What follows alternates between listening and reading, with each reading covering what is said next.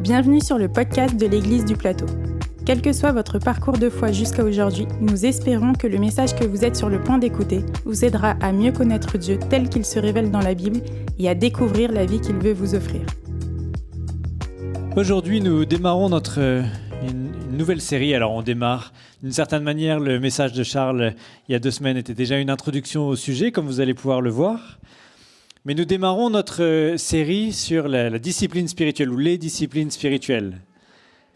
Alors, tout de suite, dès le titre, on a ce mot discipline qui peut avoir une connotation plus ou moins positive, voire nettement négative pour certains. Mais l'idée avec cette série, elle est assez simple. C'est que si on veut avoir une bonne santé spirituelle, on a besoin de développer ce qu'on pourrait appeler une bonne hygiène de vie spirituelle. Un peu comme pour notre santé physique et psychologique, on parle souvent d'hygiène de vie. Et dans l'hygiène de vie, on parle par exemple de manger sainement, d'avoir une activité sportive régulière, de bien dormir, d'avoir des relations d'amitié de qualité, d'avoir un métier qui a du sens et tout un tas de choses comme ça qui nous permettent d'être en bonne santé. Alors on le sait bien, pour la santé, c'est pas automatique. Il suffit pas de faire ces choses-là pour être en bonne santé, mais si on fait aucune de ces choses-là, alors il y a de bonnes chances pour que notre santé se dégrade, au moins sur le long terme. Et donc c'est un peu la même idée pour notre santé spirituelle. C'est qu'il n'y a pas de formule magique. Il ne s'agit pas de mettre tel ou tel ingrédient de telle ou telle discipline pour que notre vie se développe pleinement avec Dieu dans la bonne direction. Mais quand même, il y a si on passe à côté de tout ce qui serait les disciplines spirituelles de base, il y a peu de chances pour que notre vie avec Dieu avance dans la bonne direction. Et c'est ça, en fait, ces disciplines spirituelles, c'est les ingrédients de base d'une bonne hygiène de vie spirituelle pour que notre vie avance dans la bonne direction. Et donc, pour tous ceux qui sont chrétiens de longue date, vous avez sûrement remarqué que il ne suffit pas de croire en Jésus, et on croit en Jésus et hop, tout avance dans le bon sens dans notre vie. En général, on réalise que on a des réelles difficultés à mettre notre confiance en Dieu, à mettre en pratique sa volonté. On voit que c'est pas automatique. Et aussi, si vous êtes non chrétien, vous êtes peut-être dit en regardant les chrétiens, ils sont bien gentils, mais leur vie ne ressemble pas exactement à celle de Jésus. Ils se disent disciples de Jésus, mais dans les faits, c'est pas toujours évident. Et le sens de cette série, c'est de dire que si nous voulons pouvoir ressembler plus à Jésus, si on veut pouvoir voir notre vie chrétienne avancer dans la bonne direction, alors on a besoin de ces disciplines spirituelles. Et si on ne le fait pas, si on sous-estime cette importance, on risque de faire du surplace, voire de reculer, et de ne pas voir les changements qu'on aimerait voir dans nos vies. Alors, qui connaît l'effet Dunning-Kruger ? Je ne sais pas exactement comment on le prononce, mais qui a déjà vu ce genre de schéma ? Oui, il y en a 2 avec enthousiasme, 3, quelques-uns. Alors, c'est assez simple, c'est pas un concept théologique du tout. C'est dans le contexte d'un apprentissage, le décalage qu'il peut y avoir entre notre estime de soi et la réalité de nos compétences. Donc, si on suit le schéma, on démarre par une première phase où nos compétences avancent un petit peu, mais par contre, l'estimation qu'on fait de nos compétences augmente beaucoup plus vite que nos compétences réelles. Et on avance assez rapidement vers ce qui est... alors les termes ne sont pas de moi, mais vous vexez pas. Hein, mais on avance rapidement vers la montagne de la stupidité, c'est-à-dire ce point où on s'imagine avoir réellement progressé, être réellement proche de ceux qui seraient un peu experts, alors qu'en fait on en est encore très loin. Et donc on surestime nos capacités et on sous-estime le chemin encore à parcourir pour avoir une réelle expertise. Donc c'est par exemple pendant une certaine épidémie il y a quelques années, cette tendance qu'on avait tous à s'imaginer être experts en virologie, où ça peut arriver avec le climat. Il suffit des fois d'avoir vu 2 ou 3 vidéos de Jean Covici ou de tel ou tel expert YouTube pour s'imaginer que ça y est, on a exactement les mêmes compétences que quelqu'un qui serait spécialisé en climat ou pour reprendre l'autre exemple, en virologie. Et donc, une fois qu'on arrive à cette montagne de la stupidité, l'étape suivante est un peu plus douloureuse, c'est qu'on réalise encore tout le chemin qu'il y a à parcourir et on plonge vers ce qui est appelé la vallée de l'humilité, c'est-à-dire que on déchante et on réalise tout le chemin encore à parcourir et le peu de compétences qu'on a encore. Et on se dit, mais j'y arriverai jamais, c'est trop loin, il me faudrait toute une vie pour vraiment être compétent dans ce domaine.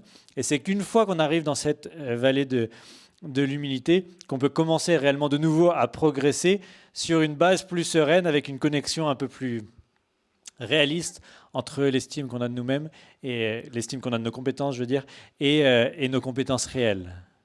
Pour donner un exemple, je réfléchissais à mon parcours à l'apprentissage de la guitare basse. J'ai démarré j'avais 15 ans. Puis l'avantage, pour ceux qui veulent démarrer un instrument, je vous conseille la basse, c'est très facile pour démarrer. C'est vraiment l'un des instruments les plus faciles pour débuter. Donc assez rapidement, on monte en compétence assez vite, surtout que j'avais déjà joué d'autres instruments et puis j'ai très vite beaucoup joué parce que là aussi, comme on manque toujours de bassistes, on a plein d'occasions pour jouer. Donc j'ai pu, à la fin de la première semaine, c'est le père de Thibaut qui nous a appris, on était plusieurs à apprendre la basse ensemble, et il nous a appris la basse. À la fin de la première semaine, je jouais déjà au groupe d'ados, et puis au bout d'un an, je jouais le dimanche à l'église, et dans mon regard d'ado, j'avais donc arrivé à 16 ans, de pouvoir jouer le dimanche dans une église devant 300 personnes, c'est déjà quelque chose. Je me disais, mais à ce rythme-là, voilà, je progresse vraiment très vite. Et donc, en fait, j'avais simplement atteint la montagne de la stupidité. Et j'ai pu très rapidement ensuite découvrir que en fait, le chemin à parcourir était encore extrêmement long. Une anecdote qui m'a interpellé dans ce sens-là, j'ai eu l'occasion de jouer avec des musiciens à l'église de voisins, et notamment avec un prof de musique, Josué Adel pour ceux qui le connaissent. Et donc son avis était important pour moi, et lui m'a fait ce retour en disant « C'est bien, tu te débrouilles bien, c'est bien, maintenant tu peux te mettre à bosser maintenant ». Et moi c'était un peu une douche froide, alors j'étais pas particulièrement vexé, mais je trouvais ça bizarre comme compliment, de dire « C'est bien, tu joues bien, mets-toi à bosser ». Mais en fait il était en train de me replacer sur ce schéma-là en disant « C'est bien, tu as démontré que tu avais assez de potentiel pour monter en compétences.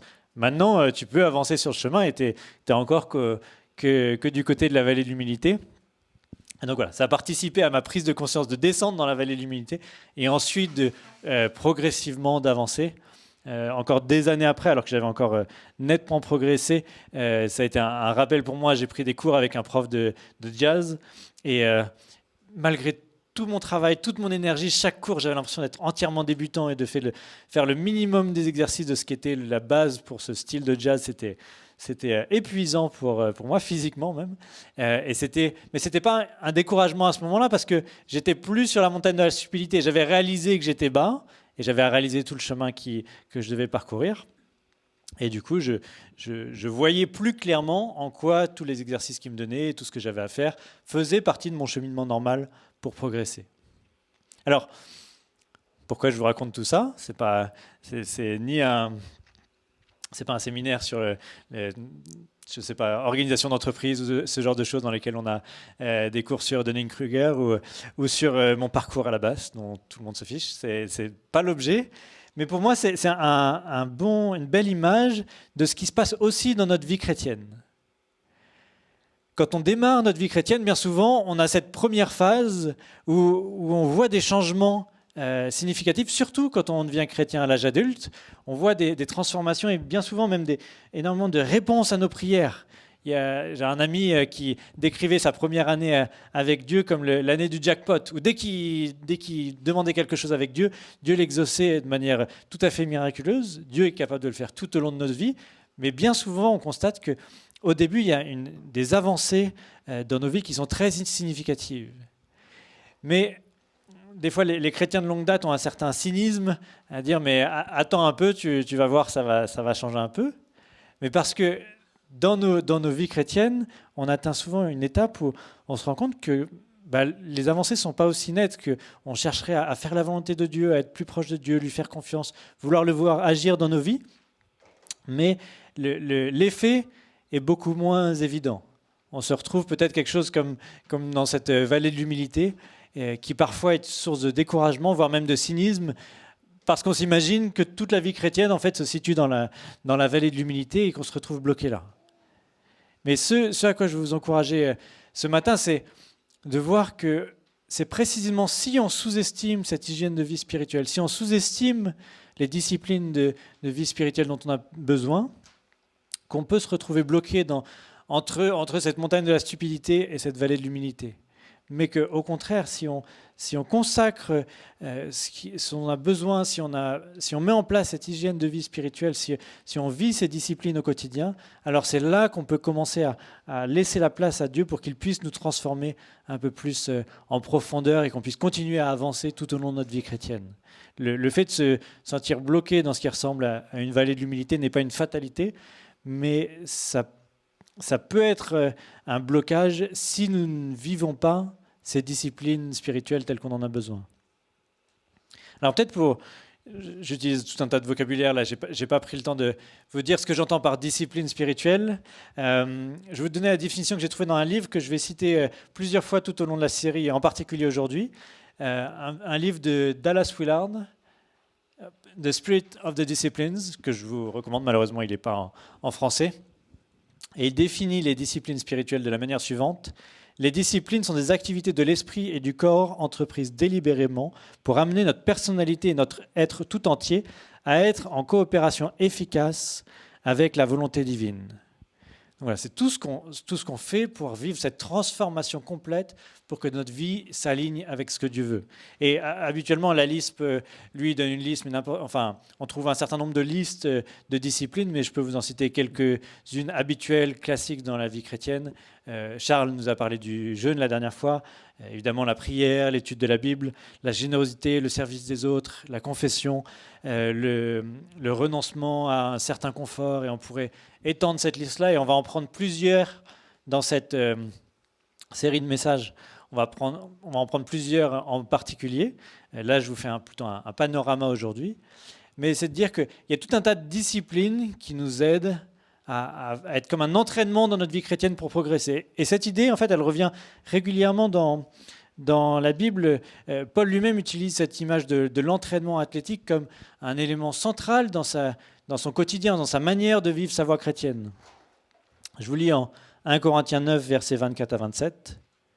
« Vous savez sûrement que les coureurs dans le stade courent tous, mais qu'un seul remporte le prix. Courez donc de manière à remporter le prix. Tous les athlètes à l'entraînement s'imposent une discipline sévère. Ils le font pour gagner une couronne qui se fane vite. Mais nous le faisons pour gagner une couronne qui ne se fanera jamais. C'est pourquoi je cours les yeux fixés sur le but. C'est pourquoi je suis semblable au boxeur qui ne frappe pas au hasard. Je traite durement mon corps et je le maîtrise sévèrement afin de ne pas être moi-même disqualifié après avoir proclamé la bonne nouvelle aux autres. » La logique de Paul, elle est très claire, elle est parlante, de dire, regardez les athlètes, eux savent s'imposer des choses assez dures pour pouvoir avoir du résultat, pouvoir atteindre pour remporter un prix. À combien plus forte raison vous devriez faire de même avec votre vie chrétienne. Si eux le font pour un prix lié à leur capacité athlétique, à combien plus forte raison devriez-vous le faire dans votre quotidien pour vous approcher de Dieu et remporter la vie que Dieu vous donne. Et donc, si on pense à l'entraînement d'un athlète, si vous pensez à votre athlète préféré, vous pouvez vous dire, mais je peux apprendre toutes les informations que je veux sur lui, je peux écouter toutes les interviews, je peux regarder toutes les vidéos, les matchs, etc. Vous vous rendez bien compte que ça va être insuffisant pour obtenir les mêmes résultats que lui. Il est évident que si vous voulez commencer à ressembler à l'athlète que vous admirez, alors il faudra entrer dans le même type d'entraînement au quotidien et pas juste apprendre des informations et se renseigner et dire si vous vous répétez tous les matins celui-ci est mon athlète préféré, vous n'allez pas progressivement au bout de 10 ans lui ressembler plus si jamais vous vous entraînez. C'est toute cette préparation qui nous permet au moment d'agir comme on voudrait l'agir, agir qui donne du résultat. Et c'est essentiellement la même chose dans la vie chrétienne. On peut dire ce qu'on veut sur notre attachement à Jésus, on peut apprendre toutes les informations qu'on veut. Si on ne s'entraîne pas dans notre quotidien, alors c'est naturel de ne pas avoir de résultat. Je ne sais pas, là il va peut-être y avoir une séparation entre les tranches d'âge, mais je ne sais pas si vous vous souvenez des bracelets WWJD. What would Jesus do? Je pense que ça va être... Qui n'a jamais vu ce genre de bracelet? les WWJD. Voilà, donc on voit quasiment la date de naissance apparaître avec les mains qui se lèvent. Donc il y a eu une mode, à l'époque où j'étais un peu plus jeune, d'avoir ces bracelets, What would Jesus do? Et l'idée, c'était une idée assez simple et assez positive, de se dire, dans telle ou telle situation, quand je dois prendre une décision, qu'est-ce que Jésus ferait à ma place? Et voilà, j'ai rien contre se poser cette question. Mais ce qui me semble être la faiblesse très nette de cette logique-là, ça suppose que sans rien faire d'autre, il suffit de se poser la question « Qu'est-ce que Jésus ferait à ma place ?» et hop, on arrivera à faire ce que Jésus ferait à notre place. Ça sous-estime à quel point on a besoin de se préparer pour être capable de prendre la bonne décision au bon moment. C'est un peu comme arriver sur le terrain, sur un terrain de Ligue 1 et dire « Qu'est-ce que Kylian ferait à ma place ?» On peut se poser la question autant qu'on veut. Si on n'est pas allé s'entraîner des heures et des heures chaque jour pendant des années, se poser la question ne produira aucun résultat. Et c'est la même chose avec cette question, qu'est-ce que Jésus ferait à ma place? Ça ne produira pas nécessairement du résultat si je ne m'engage pas dans cette vie de disciple dans laquelle j'apprends au quotidien, notamment au travers de certaines disciplines, à toujours un peu plus ressembler à Jésus, à tel point qu'au moment de me poser la question « Qu'est-ce que Jésus ferait à ma place ?», ça devienne naturel de faire quelque chose qui ressemble à ce que Jésus aurait fait dans la même situation. Et ça, c'est une image qui me parle beaucoup. Quand Jésus nous parle de la vie chrétienne, il y a différentes images qu'on trouve dans la Bible, mais celle de la vie de disciple, c'est-à-dire d'être un élève de Jésus, de devenir un disciple qui suit un maître, c'est une image très parlante sur le type de progression, de cheminement qu'on veut avoir dans notre vie chrétienne. C'est beaucoup plus riche que des images qu'on peut avoir des fois ce qu'on appelait l'école du dimanche ou l'éveil à la foi. J'espère que vous ne dites pas ça à l'éveil à la foi. De simplement accepter Jésus dans mon cœur. C'est de dire je crois en Jésus et puis hop, j'espère que tout ira bien après. Jésus n'est jamais dans une approche aussi superficielle que ça de la vie chrétienne. Il nous invite à être disciples, c'est-à-dire du plus jeune âge tout au long de notre vie, de s'engager dans une espèce de formation continue extrêmement engageante pour pouvoir continuer à vivre cette transformation. Et pour l'aspect engageant, il est très explicite quand il en parle. Je vais vous citer simplement une des nombreuses fois où il en parle en Luc 9, versets 23 et 24. Il disait à tous, si quelqu'un veut me suivre, qu'il s'abandonne lui-même, qu'il prenne sa croix chaque jour et qu'il me suive. En effet, celui qui veut sauver sa vie la perdra, et celui qui perdra sa vie à cause de moi la sauvera. Jésus est assez clair à ce niveau-là. Le type d'école dans laquelle il nous invite à être, ce n'est pas un cours en distanciel ou un cours du soir qu'on prend de temps en temps pour avoir 1 ou 2 crédits par an. C'est un engagement total de ce qu'était un disciple à l'époque qui suivait entièrement son maître au fil des années pour progressivement ressembler pleinement à son maître. Et c'est là où on voit que l'idée de discipline apparaît assez naturellement. On ne peut vivre ce genre de transformation pour ressembler à son maître que si on s'engage pleinement avec les efforts que ça représente. Et peut-être en disant ça,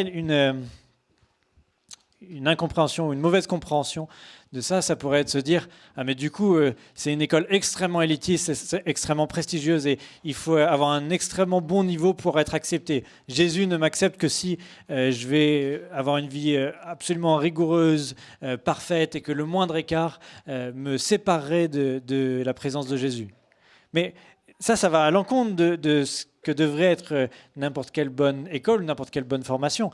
Jésus, il prend ses disciples parce qu'ils ont besoin d'être formés, parce qu'ils sont imparfaits, parce que nous sommes imparfaits, parce que nous avons besoin de progresser. Donc, il ne s'agit pas d'être parfait pour pouvoir entrer dans l'école, mais d'entrer dans cette école avec cette perspective d'être toujours un peu plus transformé et de toujours un peu plus ressembler à Jésus.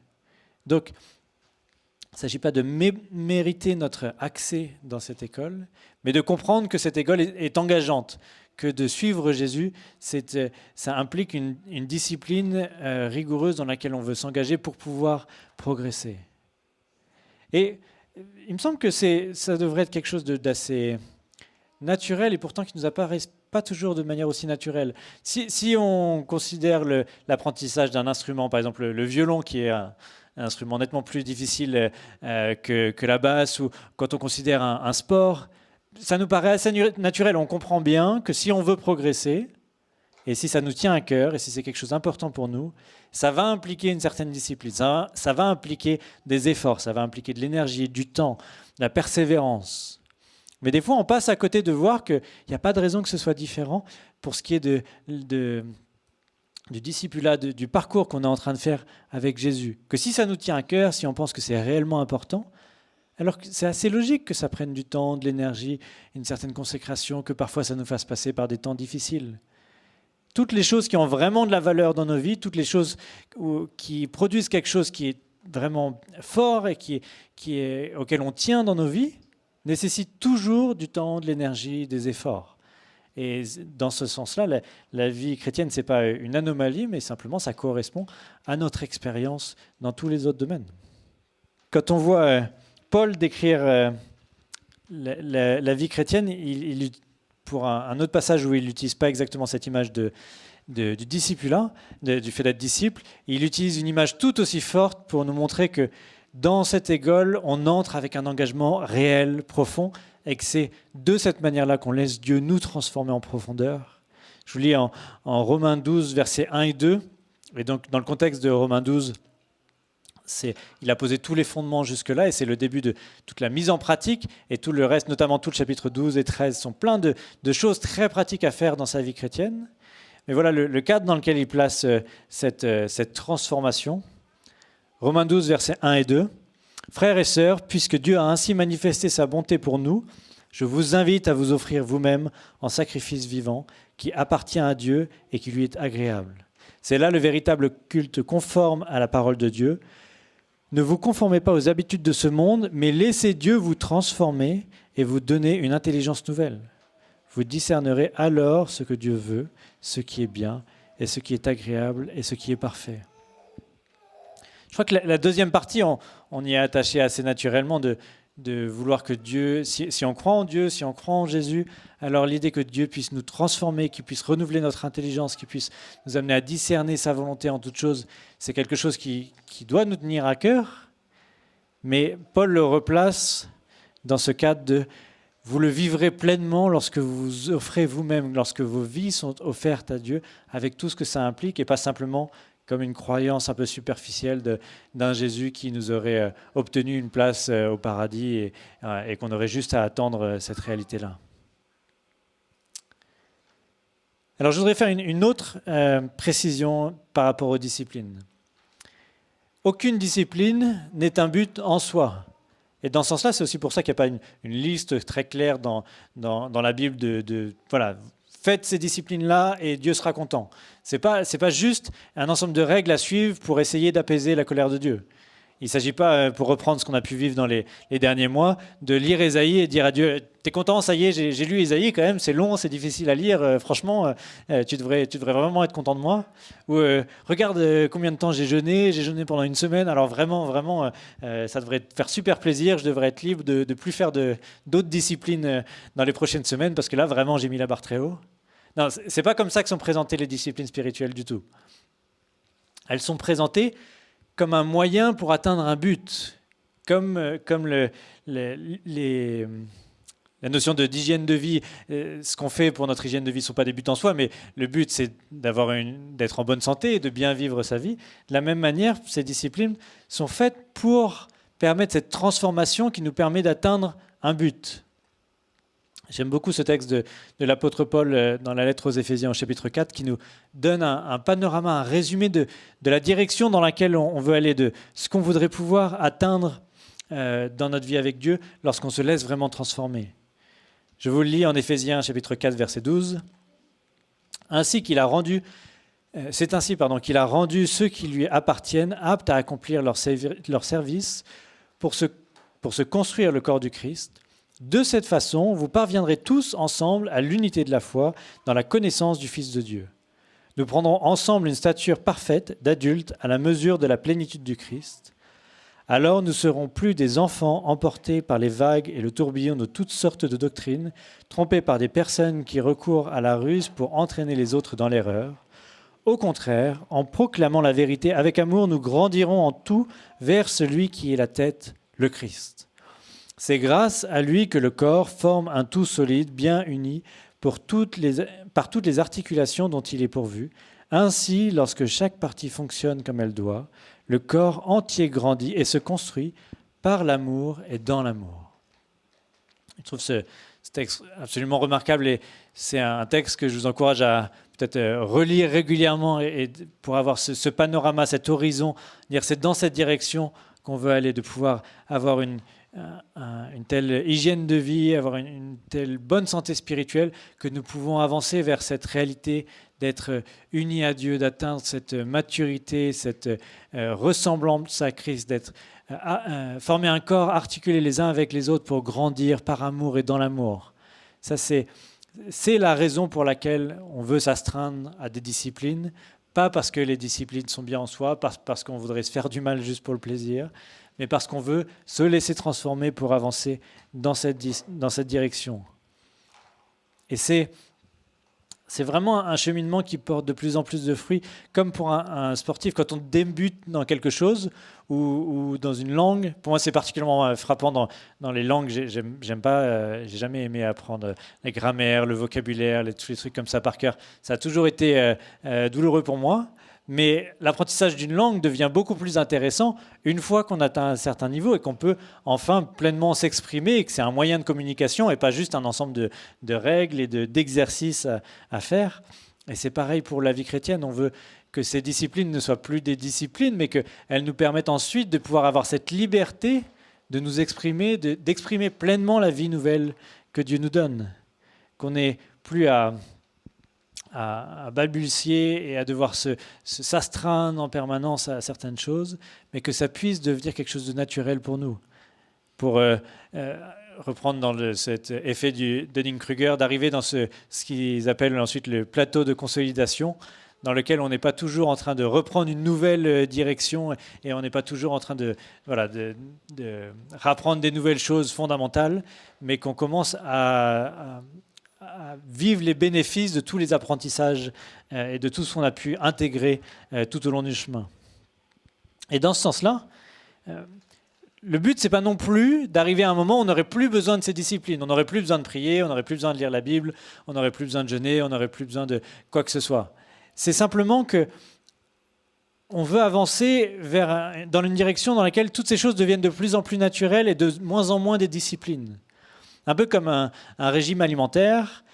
Si tu as eu un très mauvais régime alimentaire toute ta vie, si tu as mangé n'importe quoi toute ta vie, ton médecin peut te dire il est temps de s'imposer des règles maintenant. Voilà comment tu vas manger, tu vas faire ça, ça, ça et ça et ça. Et tu vas commencer à en voir les effets une fois que tu auras mis ça en place pendant un certain temps.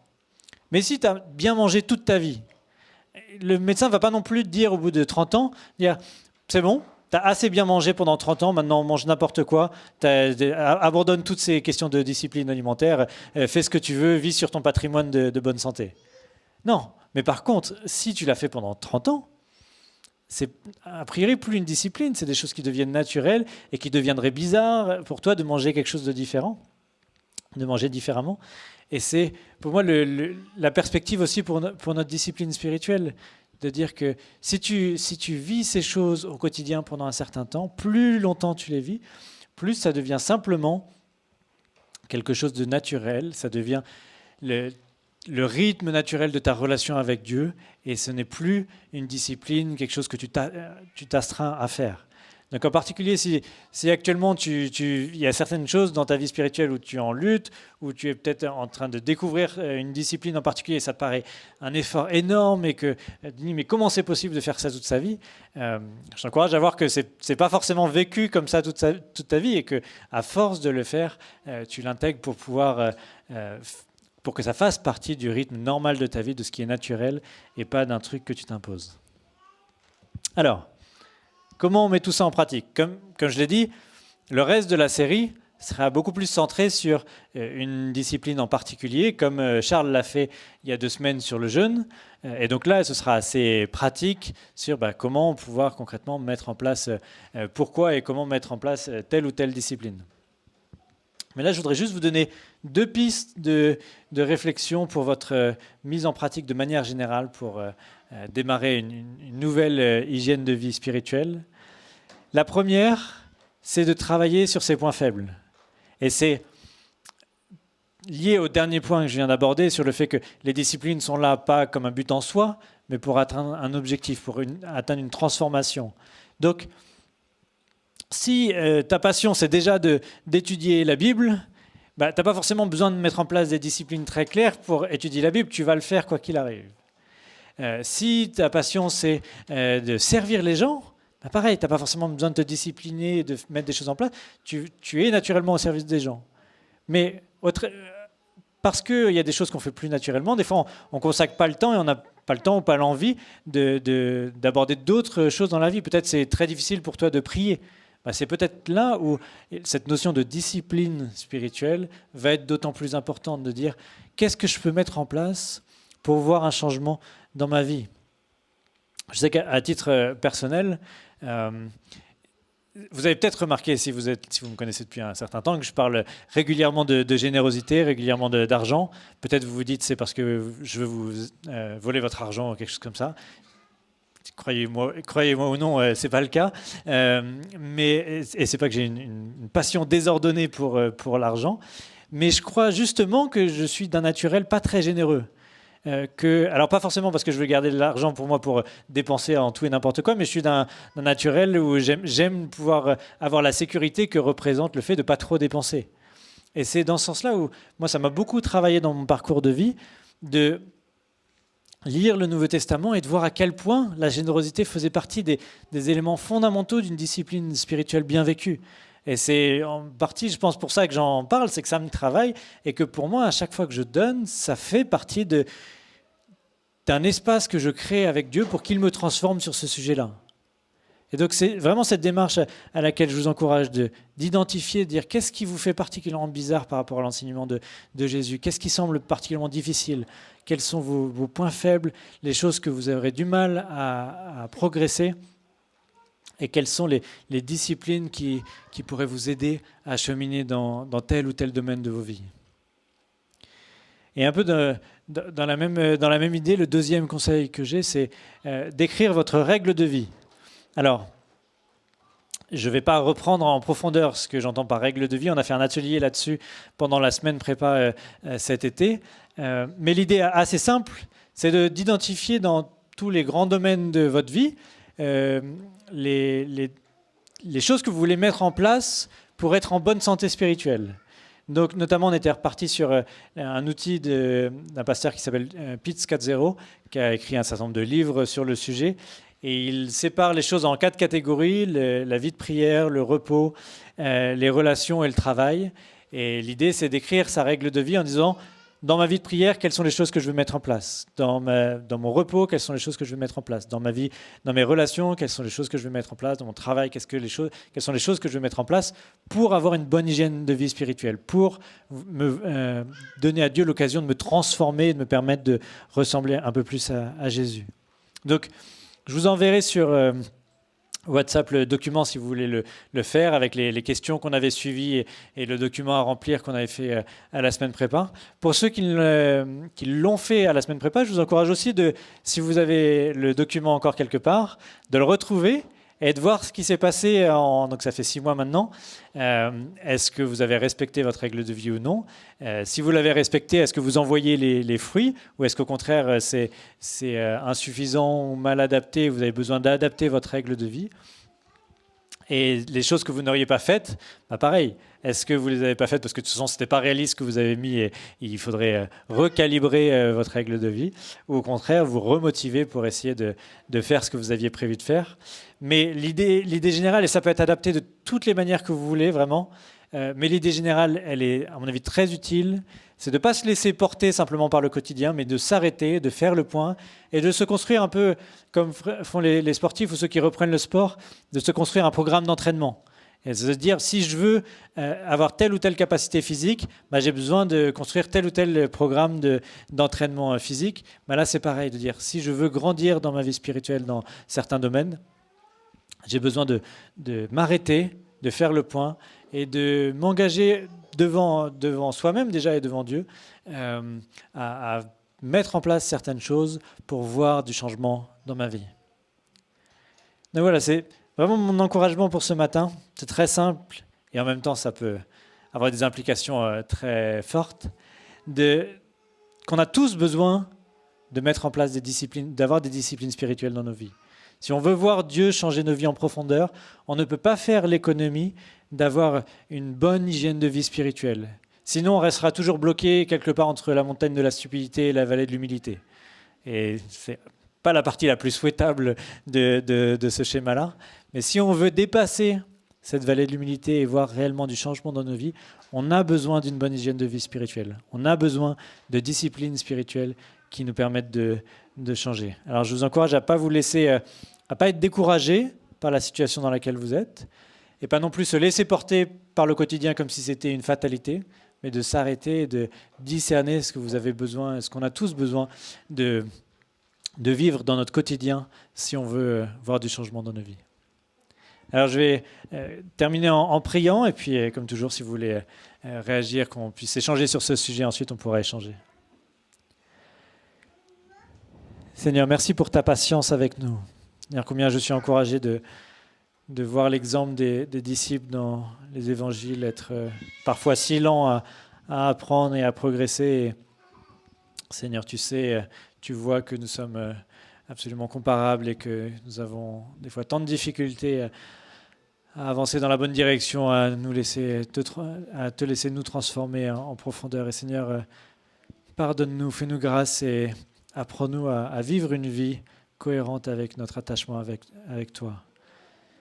Seigneur, apprends-nous à vivre un quotidien cohérent avec le fait que tu es notre maître et que nous voulons être tes disciples et nous voulons t'offrir nos vies pour que tu nous transformes, pour que tu transformes nos vies et que tu renouvelles notre intelligence pour être chaque jour un peu plus semblable à toi. Amen. Si vous voulez en savoir plus sur le message que vous venez d'entendre ou sur l'Église du Plateau, contactez-nous sur notre site égliseduplateau.fr ou sur nos pages Facebook et Instagram.